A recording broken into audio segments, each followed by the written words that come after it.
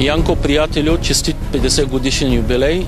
Пожелавам ти все така да отразяваш и хубавите неща в града, и проблемите, разбира се, и все така да бъдеш обективен журналист.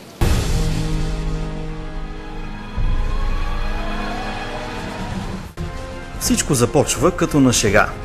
Точно преди четвърт век едно от най-популярните имена в пловдивския радио и телевизионен ефир. Младият талант тогава е приет в школата за подготовка на сценични кадри, където се дипломира не с какво да е, а с пиеса на Чехов.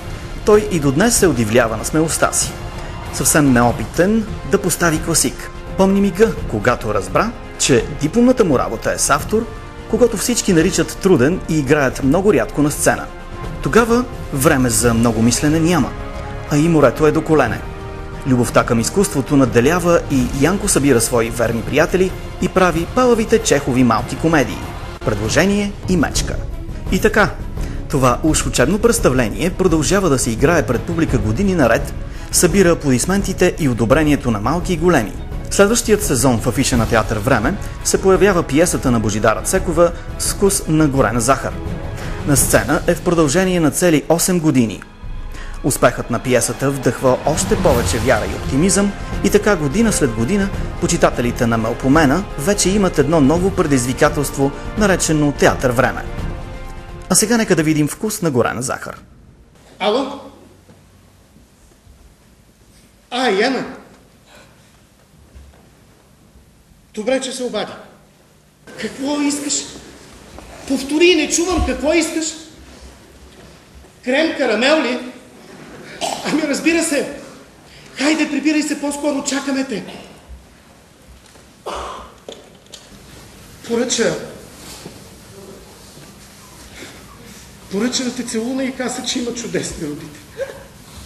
Ние двамата с теб сме чудесни родители. Ами, сега остава да направя крем карамела. Само че аз съм забравила рецептата. Сега ще ти я припомня. Една чаша обич. 1 литър доверие и непременно с вкус на горена захар.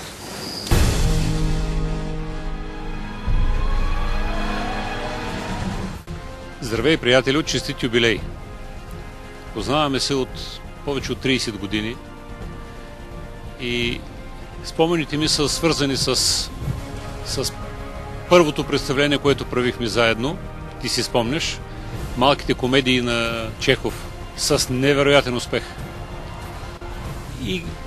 И последното представление, което правихме заедно, Греховната любов на зоографа Захарий в Градския дом на културата, където сам успя да напълниш целия салон и балкона включително с рекламните материали, с поканите, с видеозаснемането. Това сам човек не може да го направи, ако няма огромно сърце като твоето. Честит юбилей и след още 50 години ти препоръчвам да намалиш малко темпото. Да си жив и здрав, ти и всички около теб. Моите поздравления!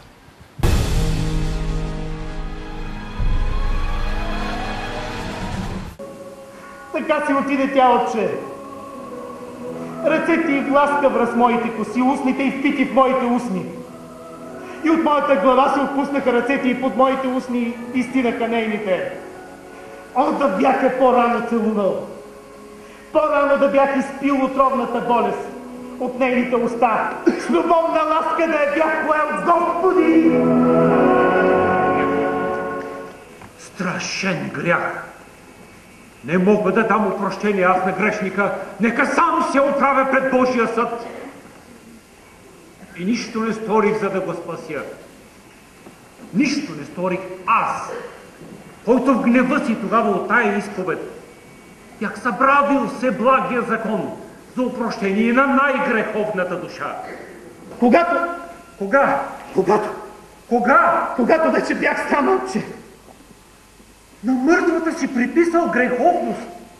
Мъртва си е изрисувал с така такава зовяща, мамеща усмивка на желание. До нея ме погребете, отче. До нея. То е единствената радост.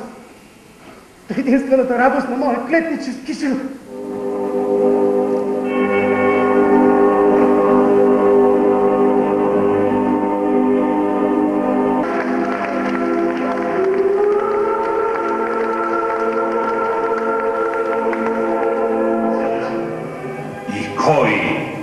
Кой би могъл да ми отговори, греховна или свята е била любовта на зоографа Захарий?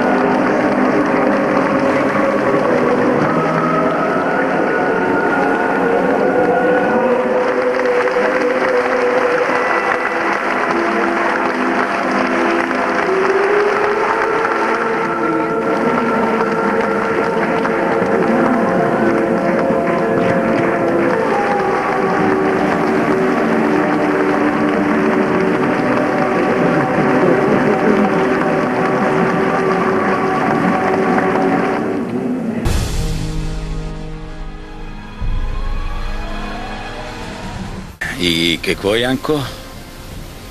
Ми честито.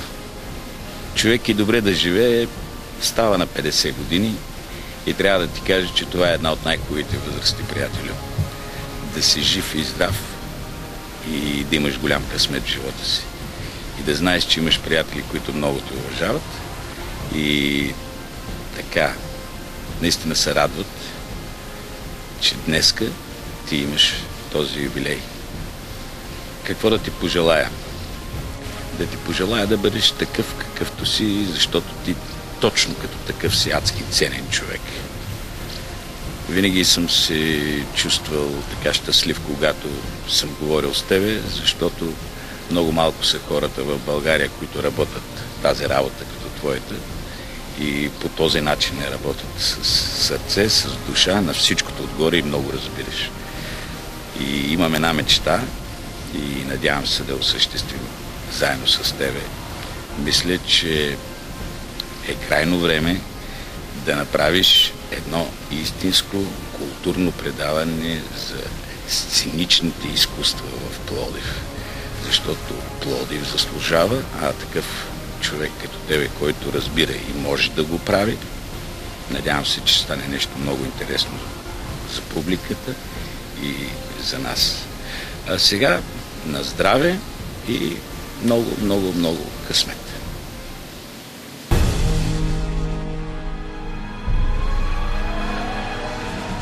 Като вълнуващи и незабравими срещи с публиката, сред която имат ревностни почитатели, се помнят и до днес първите им сценични стъпки. Те им помагат в организацията и финансирането на театралните проекти. И какво по-хубаво от това? Значи всичко си е заслужавало, ще каже закачливо Яни, любовно ще потвърди и Маги. Но нека видим какво би казал синът. Здрасти, баща. Честит рожден ден. За 27 години сигурно много рядко се е случвало да ти казвам, че те обичам. Мисля, че сега на 55 годишно заслужаваш да ти го кажа по официален начин. Обичам. Вече четвърт век заедниш на хората в Пловдив и мисля, че са останали доволни от това. Щом все още да пускат спир. Гордея с теб. Радвам се, че си постигнал толкова много. Сигурно сега е моментът да ти изредат нещата, с които си ме накарал да се чувствам горд, че съм твой син, обаче не мога да ги събера в един списък, за да ги изреда сега. Пожелавам ти много дълъг живот, все така да се държи с хората както до сега. Никога не се променя и надявам се още половин век да продължи с нас. Честит рожден ден!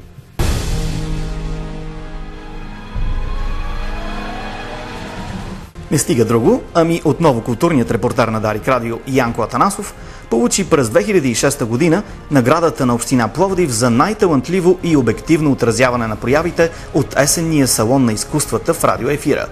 Статуетката на скулптора Атанас Дечев бе връчена на Янко от началника на отдел култура Йохан Девлетян. Янко, добре дошъл в клуба на 50 годишната. Макар и след мен, но мястото ти явно вече е при нас. Най-хубавото от всичко е, че тук се събираме само интелигентни и умни хора, какъвто ти си. Пожелавам ти успех, пожелавам ти такова развитие, че с гордост до някога да се сложа една стъпка с теб, ето тези приятели тук.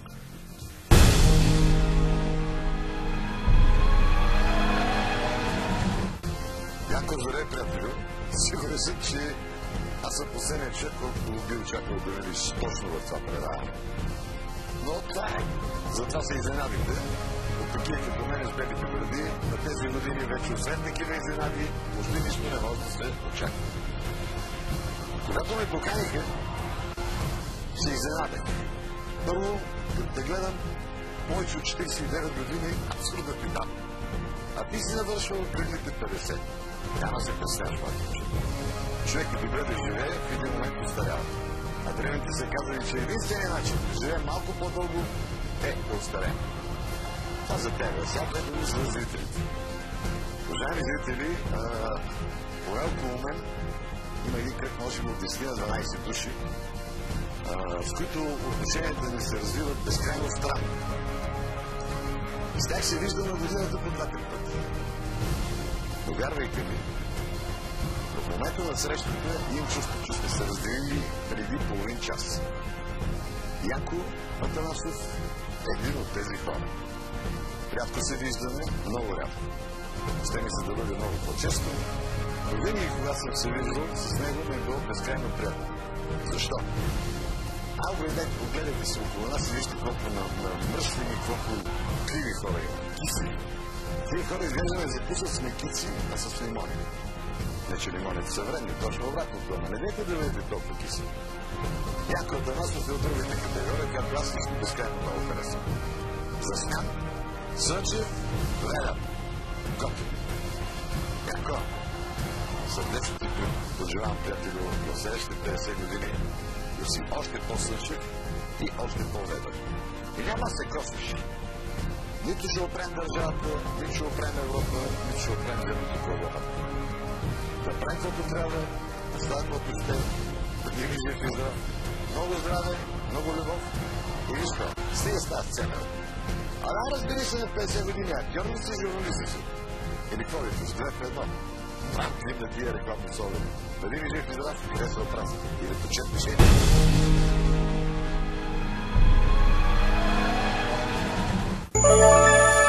Radio TNN.